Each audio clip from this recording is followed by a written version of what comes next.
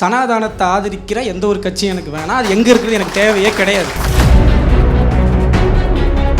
தமிழ்நாட்டை இன்றைக்கு சீரழிக்கிற சக்தியாக திமுக தான் பிரதானமாக நிற்கிறது. நீங்கள் சொல்லுகிறீர்களே சனாதனத்தை நான் எதிர்க்கிறேன் என்று சொல்லி விநாயகர் சதுர்த்திக்கு உறுதிமொழி எடுக்க வேண்டும் என்று பள்ளிக்கூடத்திற்கு சுற்றறிக்கை அனுப்பிவிடுது. அது என்ன சனாதனம்? பாரதிய ஜனதா செஞ்சது. கொரோனா அப்ப எல்லா கோயில்களும் மூடப்படுது, திருப்பரங்குன்றம் கோயிலும் மூடப்படுது. கொரோனா முடிந்து இஸ்லாமியர் ஒருவர் வழிபாட்டிற்காக போகிற போது இன்றைக்கு இருக்கிற திமுக அரசினுடைய காவல்துறையை சேர்ந்த காவல்துறை அதிகாரி தான் முதல்ல அவர் தடுக்கிறார். இஸ்லாமிய மக்கள் அங்க எங்காவது நின்று எதிர்த்தாங்களா? ஒருவர் கூட எதிர்க்கல. அங்க ஒரு எதிர்ப்பே இல்லை.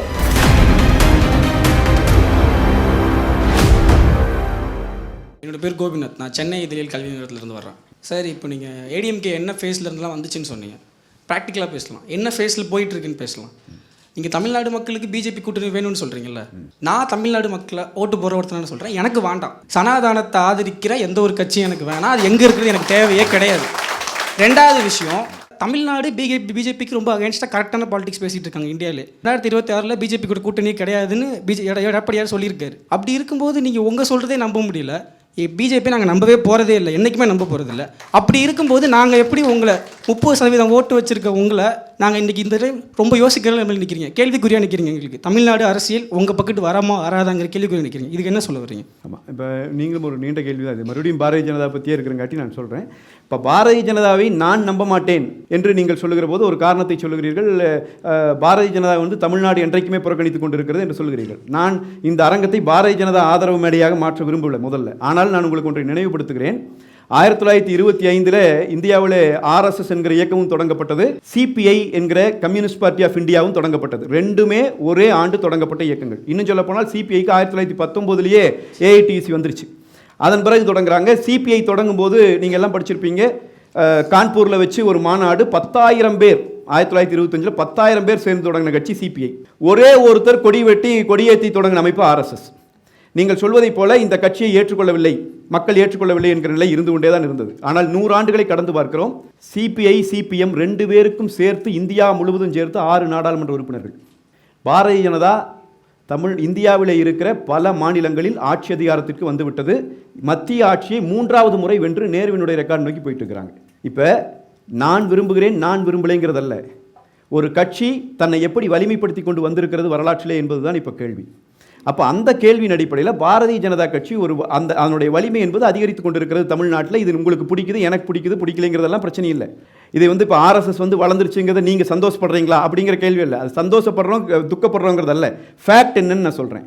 வளர்ச்சி அதற்கு அதிகமாக இருக்கிற போது தமிழ்நாட்டை இன்றைக்கு சீரழிக்கிற சக்தியாக திமுக தான் பிரதானமாக நிற்கிறது. நீங்கள் சொல்லுகிறீர்களே சனாதனத்தை நான் எதிர்க்கிறேன் என்று சொல்லி விநாயகர் சதுர்த்திக்கு உறுதிமொழி எடுக்க வேண்டும் என்று பள்ளிக்கூடத்திற்கு சுற்றறிக்கை அனுப்பிவிடுது. அது என்ன சனாதனம்?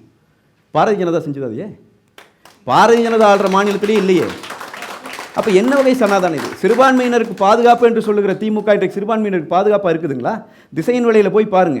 இங்கே ரஹமத் நகரில் 400 வீடுகளை இடித்து தரைமட்டமாக்குகிறார்களே சத்தம் இல்லாமல். பாபர் மசூதி இடித்ததை சத்தமாக பேசுகிற நாம் திருச்சி பேருந்து நிலையத்தில் இருக்கிற மசூதி இடிக்கப்பட்டதை இரவோடு இரவாக யாருக்கும் தெரியாமல் இடிக்கப்பட்டு மண்ணோடு மண்ணாக போனதை ஏன் பேச இருக்கிறோம்? அப்போ இதையெல்லாம் தகர்ப்பதற்கு என்ன தேவைப்படுகிறது? பாரதிய ஜனதாவை இங்கே முதலமைச்சராக்குங்கள் என்று நான் கேட்டால் நீங்கள் என்னிடம் இந்த கேள்வியை வைக்கலாம். யான் அண்ணா திராவிட முன்னேற்ற கழகம் சிறுபான்மை மக்களுக்கும் தமிழ் மக்களுக்கும் அரணாக இருக்கிற கட்சியை முதலமைச்சராக மாற்றுவதற்கு பாரதிய ஜனதாவின் துணையை பெற்றுக்கொள்கிறேன் என்று சொல்லுகிறேன். இதில் என்ன பிழை இருக்க முடியும்? பாரதிய ஜனதா என்னென்ன செஞ்சதோ இன்றைக்கு இருக்கிற பாரதிய ஜனதாவின் மீது நீங்கள் வைக்கிற எல்லா விமர்சனங்களையும் காங்கிரஸ் மீது நேரடியாக வைக்க முடியும். நீங்கள் பாரதிய ஜனதா என்று சொல்லும் போது காங்கிரஸோடு ஒப்பிட்டு பாருங்கள், அதிமுக என்று சொல்லுகிற போது திமுகவோடு ஒப்பிட்டு பாருங்கள். திமுகவிலிருந்து நாங்கள் பிழையாக ஏதாவது ஒன்று செய்திருக்கிறோம், திமுக அளவிற்கு நாங்கள் மக்கள் நலப்பணி செய்யவில்லை என்று சொன்னால் அந்த குற்றச்சாட்டுக்கு நான் பதிலளிக்கலாம். கூட்டணி ஏன் வைத்தீர்கள் என்று கேட்பதில் என்ன நியாயம் இருக்க முடியும்? எனவே நாங்கள் வெற்றி பெறுவதற்கு பாரதிய ஜனதாவின் துணையை கோருகிறோம், அவ்வளவுதான். வெற்றி பெற்று ஆட்சி அமைக்க போவது நாங்கள் தான். எனவே நீங்கள் சனாதனத்தை எதிர்க்கிறீர்கள் என்று சொன்னால் நான் சொல்லுகிறேன், அதில் மூலம் ஒருபடி மேலே போய் சொல்லுகிறேன், அதிமுகவில் இருக்கிற ஒவ்வொருவனும் எல்லா வகையான ஆதிக்கத்தையும் எதிர்க்கிறான். அது ஜாதியாக, மதமாக, இனமாக, மொழியாக ஒரு ஆண் ஒரு பெண்ணின் மீது செலுத்துவதாக, ஒரு ஆணும் பெண்ணும் சேர்ந்து இன்றைக்கு இருக்கிற மூன்றாம் பாலினத்தவர்கள் மீது செலுத்துகிற எந்த வகையான ஆதிக்கமாக இருந்தாலும் அதை எதிர்க்கிற சிந்தனையோடு இருக்கிறவர்கள் தான் அதிமுகவில் இருக்கிறோம். எனவே ஆதிக்கத்திற்கு எதிராக இருக்கிற அத்தனை பேரும் எங்களுக்கு வாக்களிக்கலாம். இந்த மாணவரின் கேள்வியோட இன்னொரு பொருளா நான் பார்க்குறேன், திருப்பரங்குன்றம் விவகாரத்துல கூட இப்போ அதுலேயும் ஒரு மென்மை போக்கு தான் அதிமுக கடைபிடிக்குதோ. தீர்மானத்தில் போட்டதில் எங்கேயும் கண்டனம் அப்படிங்கிறதெல்லாம் எதுவும் இல்லை. அப்படி பார்க்கும்போது இது அடுத்தடுத்த கட்டத்துக்கு மெல்ட் ஆகுதா அதிமுக பாஜகவோட கூட்டணி வைக்கிறதுனால அப்படிங்கிற ஒரு பயம் கூட இருக்கலாம். இந்த பயம் தேவையில்லை அப்படிங்கிறத சொன்னேன். திருப்பரங்குன்ற விஷயத்தை நீங்கள் கேட்குறங்காட்டி நான் தெளிவாக சொல்கிறேன். திருப்பரங்குன்ற விஷயத்தில் நீங்கள் உங்களில் ஒரு 10 பேர் ஐஏஎஸ் ஆயிடுறீங்கன்னு வச்சுக்கோங்க. நீங்கள் திருப்பரங்குன்றத்துக்கு உள்பட்ட பகுதியில் நீங்கள் தான் கலெக்டராக இருக்கிறீங்கன்னு வைங்க. நீங்கள் அதிமுகவும் இல்லை, திமுகவும் இல்லை. நீங்கள் என்ன நிலை எடுப்பீர்கள் என்பது தான் என்னுடைய கேள்வி. நீங்கள் எல்லாருமே இந்தியாவுடைய கான்ஸ்டியூஷன் உயிர் மாதிரி மதிக்கிற ஆட்கள் இல்லைங்களா? நீங்கள் அதனால தான் அந்த இதுக்குள்ளேயே போகிறீங்க. நாங்கள் ரொம்ப தெளிவாக அதிமுக சொன்ன செய்தி என்னென்னா, இப்போ இந்த 25 இந்த பிரச்சனை வருது இல்லையா, திருப்பரங்குன்ற பிரச்சனை, இதுக்கு முன்னாடி எப்போவுமே இந்த கலவரமே வரலையே. இப்போ தான் முதலாக தீபம் ஏற்ற போகிறாங்களா, இல்லை அவங்க அசைவம் சாப்பிட போகிறாங்களா இஸ்லாமியர்கள்? இல்லை, காலகாலமாக நடந்துட்டு தான் இருக்குது. பிரச்சனை எப்போ வருது? ஏன் அதிமுக இதில் இப்படியான ரியாக்ஷன் கொடுக்குது? நான் உங்களுக்கு அதை தான் சொல்ல விரும்புகிறேன்.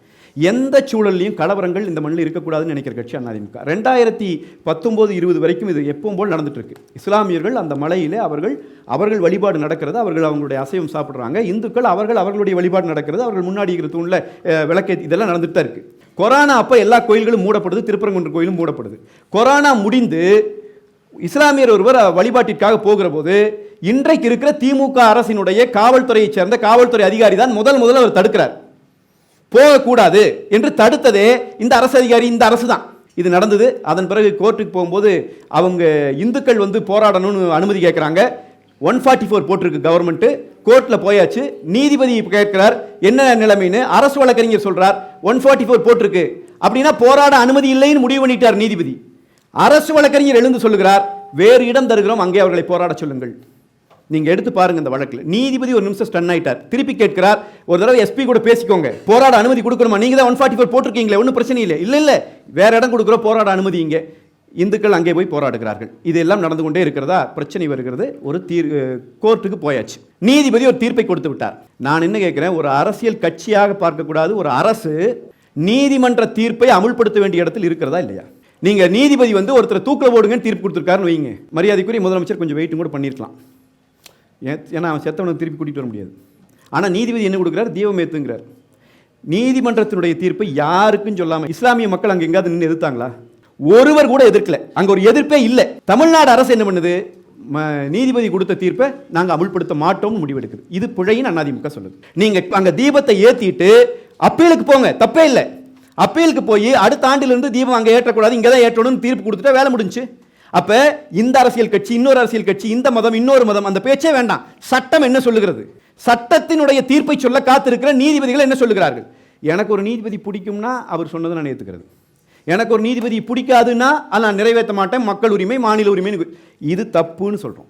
தேர்தல் வருகிற நேரத்தில் 2 சமூகங்களுக்கு இடையிலே சண்டையை மூட்டி விடுவதன் மூலமாக சிறுபான்மையினர் வாக்குகள் அறுவடை செய்யப்படுவதற்கு திமுக முயற்சிக்கிற நேரத்தில் நாங்களும் அந்த களத்தில் இறங்கி கொண்டு ஊனு கத்தி உணர்ச்சி ஏற்றி மக்களை நாங்கள் பிளவுபடுத்த விரும்பவில்லை. நாங்கள் சட்டத்தின் பாதையில் நடங்கள் என்று சொல்லுகிறோம். அதிமுக நிலைப்பாடு இதுதான். சட்டத்தின் ஆட்சி, சட்டத்தை பாதுகாக்கிற ஆட்சி அதிமுக. 2017 அதிமுக ஆட்சியில தான் இந்த வழக்கு வந்தப்போ உங்களுடைய ஸ்டாண்ட் எப்படி இருந்தது? இன்னைக்கு என்ன எடுத்தாங்களோ அரசு, அது மாதிரி தானே நீங்களும் பல முறை வழக்கு வந்திருக்கு. அதிமுக நீதிமன்ற தீர்ப்பை அமுல்படுத்தாமல் இல்லை. நீதிமன்றத்தில் எங்க வழக்கறிஞர்கள் வாதாடி இருக்காங்க, அது சட்டப்படியான உரிமை. நீதிபதி தீர்ப்பை கொடுத்த பிறகு அந்த தீர்ப்பை அமுல்படுத்துகிற இடத்திலே ஒரு அரசு இருக்கிறது. அதைத்தான் நீங்க அரசியலமைப்பு சட்டத்தின் மேல சத்தியம் பண்ணிட்டு வர்றீங்க முதலமைச்சரா. அதை நீங்கள் தவிர்த்தது மிகப்பெரிய பிழை. நீங்கள் திட்டமிட்டே இந்த கலவரத்தை உருவாக்கி பெரிதாக்க நினைத்தீர்கள். நல்ல வேளை இது தமிழ்நாடு, சனாதன எதிர்ப்பாளர்களால் நிறைந்திருக்கிற நாடு. இஸ்லாமிய மக்களும் இந்து மக்களும் சகிப்புத்தன்மையோடு வாழுகிற இடமாக இருக்கிற காரணத்தால் தப்பித்தது. இல்லை என்றால் திமுகவின் திட்டம் வெற்றி பெற்றிருக்கும். அதுதான் எங்களுடைய